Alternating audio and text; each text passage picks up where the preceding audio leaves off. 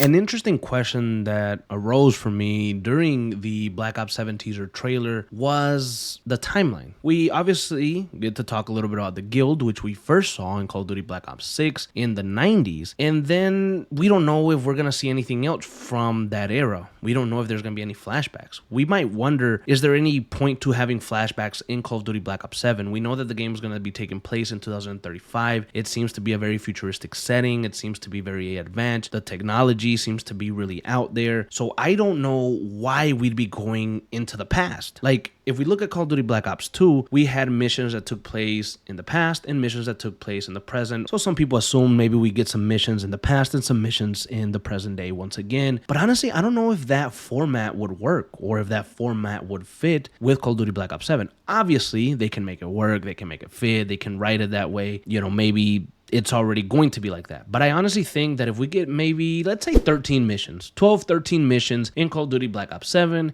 and all 13 missions take place in present day with David Mason following the leads to the guild and their bigger plot and uncovering a bunch of crazy shit. Obviously, I think there's going to be about 3 missions at least where things go batshit crazy and we're in David Mason's mind or another character's mind and we're doing like some shit that we might have done similarly to Jane Harrow in Call of Duty Black Ops 6. I do think we're going to get something like that. It seems very logical, especially with the teaser of that in the Black Ops 7 trailer. So the timeline is kind of something that I wanted to talk about and speculate a little bit. I want to know your thoughts on this too. Do you guys think that the campaign could follow a structure where it's just present day and we just follow one linear plot and we try to uncover that plot? I think that would make the story more coherent. I think that would make the story better. I think the writers could maybe tell a story that keeps us entertained and is a gripping story from the beginning to end. I also want to point out the early leaks that we got from Call of Duty Black Ops 7, which stated Call of Duty 2025's campaign might be open world similar to Modern Warfare 3. Rumor claims the campaign may not be developed by Raven and could potentially be worse than Modern Warfare 3. So this was the leaks that we got a few months ago. And if some of those still are true, like the campaign is worse than MW3's, that is going to be crazy because obviously we know how terrible the campaign for Modern Warfare 3 was. I find it hard to believe that it can be. I mean, you never know with Call of Duty. And if it is, then these motherfuckers are really good at hiding how bad a campaign can be because just from the cinematic alone, the story looks like it can be pretty good. But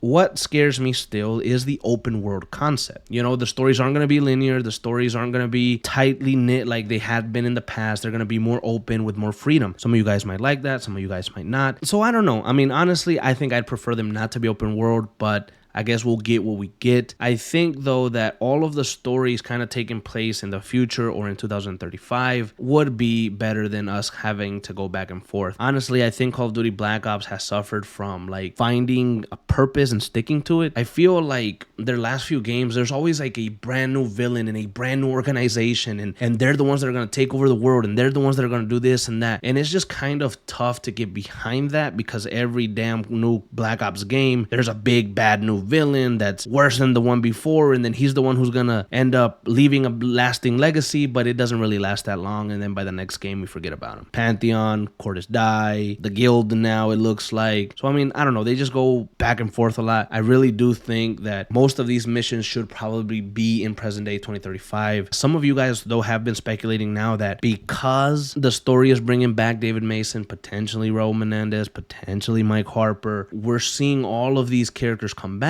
Some of you guys still haven't really gotten behind or believed that Alex Mason really did die. If Alex Mason is alive somehow, he would be too old to do anything in 2035 in my opinion. So the only way that we could see Alex Mason again is through a flashback. Now, how can you incorporate past missions in Black Ops 7 again like you did in Black Ops 2? Well, we get a few missions where Alex Mason is actually alive and he meets up with, ding ding ding, you guessed it, Black Ops' favorite new character, Russell Adler, and Russell Adler and Alex Mason work together in secret for a few years. Something ends up happening. The guild come back, and now David Mason's facing the guild again in the future. I don't know. Does that sound fucking stupid and crazy, but cool maybe? Yeah. Could Call of Duty do something like that? Maybe. I don't know. Would you guys be happy to have Black Ops 7 follow a similar mission structure like Black Ops 2 where you do missions in the past and missions in the future? Or would you just kind of prefer it all to be present day?